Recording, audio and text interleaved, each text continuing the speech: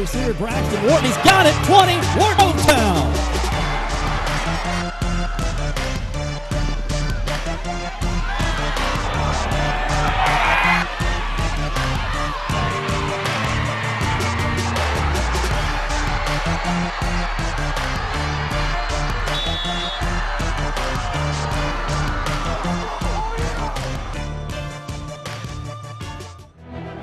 Football Friday Night is powered by McDonald's. I'm loving it. Stars and Stripes. Get away and play. Chevrolet. Find new roads at your local Chevy dealer. Great deals on furniture. See it, buy it, take it home today. Game time, boy. Nissan. Innovation that excites.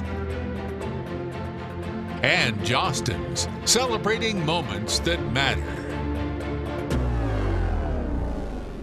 Now, the leader in local high school football coverage, WJBF Sports brings you Football Friday Night.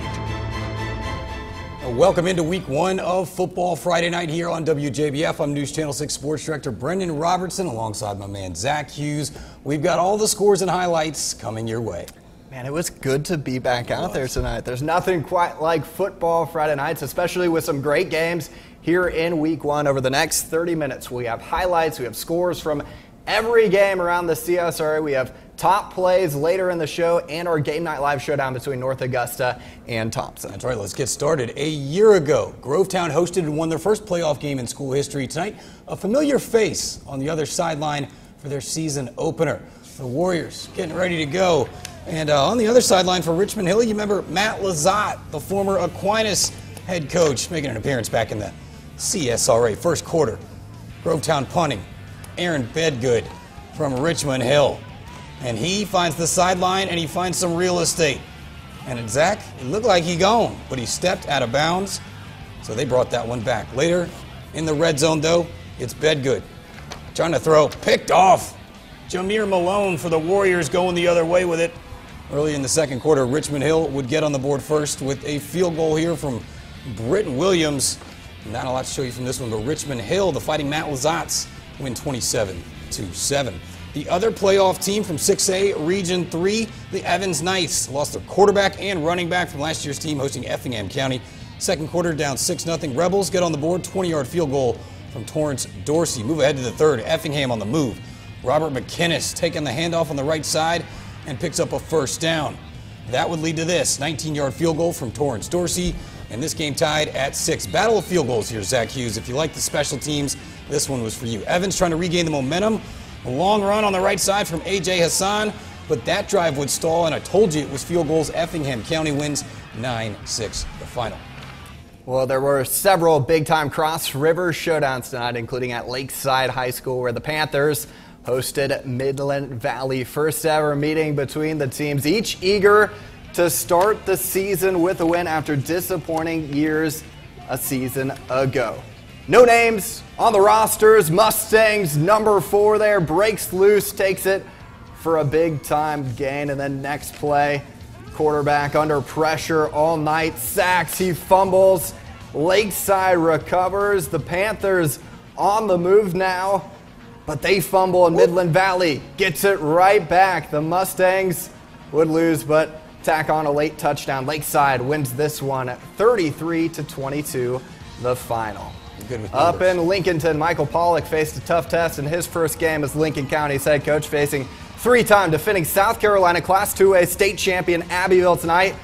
In Lincoln County, Abbeville, Dwayne Wright from Lincoln County starts the game with a bang. He's handed the ball, takes it to the outside. He's taken down, but it's a Lincoln County first down. Later, Abbeville answers back. It's handed to number 10. Again, no names, but there we go. Abbeville, long touchdown run, and he wasn't done.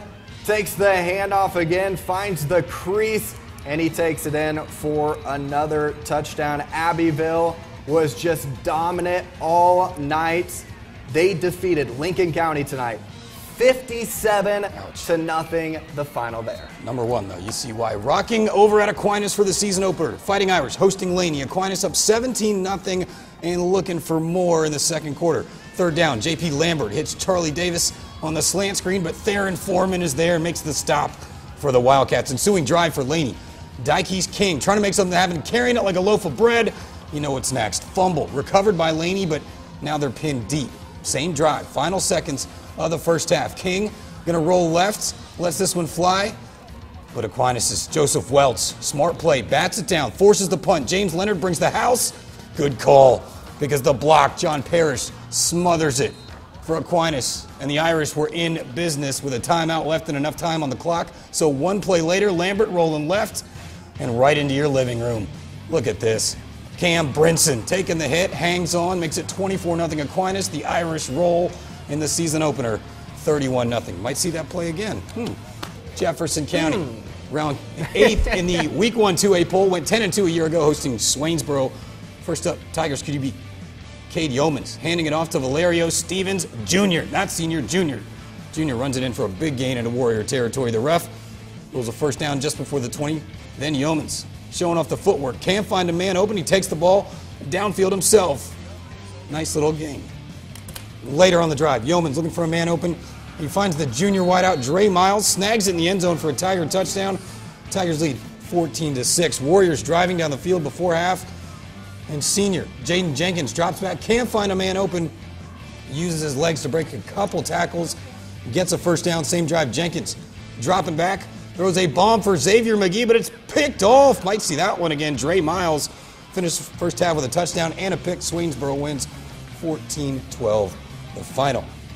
Screven County hosting Bluffton, another border battle. Screven coming roaring back to take the lead and adding some insurance. Eli Broadnecks keeps himself. Gamecocks going to halftime up 17-7. More Broadnecks. I like this play here in the second half. Look at the QB keeper. Nobody going to catch him. Nobody touching him. Untouched to the end zone right there. Second touchdown. Gamecocks rolling. But the Bobcats still have some fight in them. Raheem White just beating DBs. His second touchdown of the night. And this game delayed due to the George Myers factor. Little weather. Yeah, a little weather. So they're still going to try to finish this one. We'll get you a final. Last checked, it was 24-21 Screven County. All right.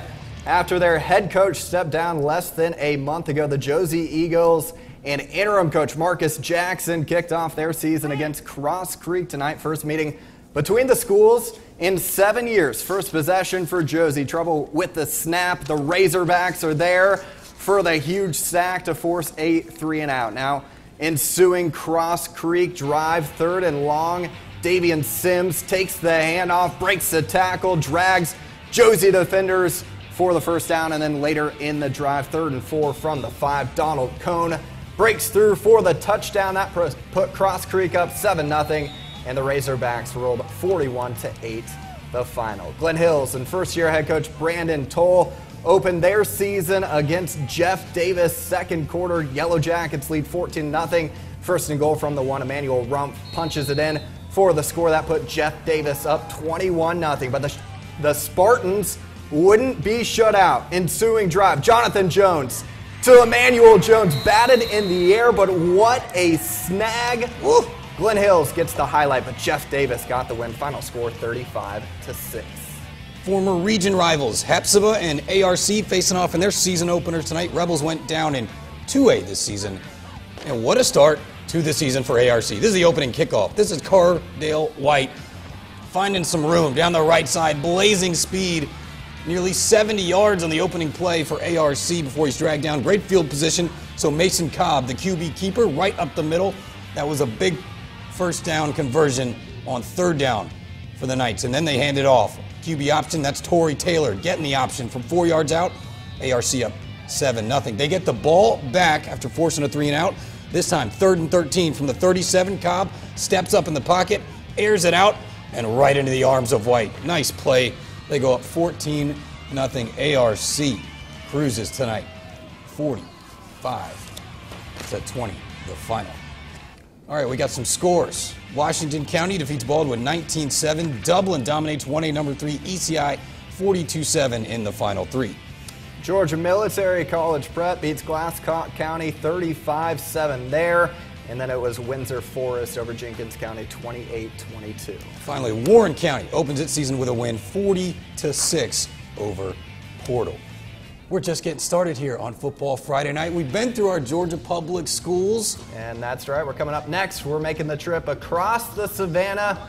Our Palmetto State matchups, including the return of Dan Pippin to the sidelines at Southampton, and that's next. We're the Southampton High School cheerleaders, and you're watching Football Friday Night. Supporting high school athletics, McDonald's, proud sponsor of Football Friday Night.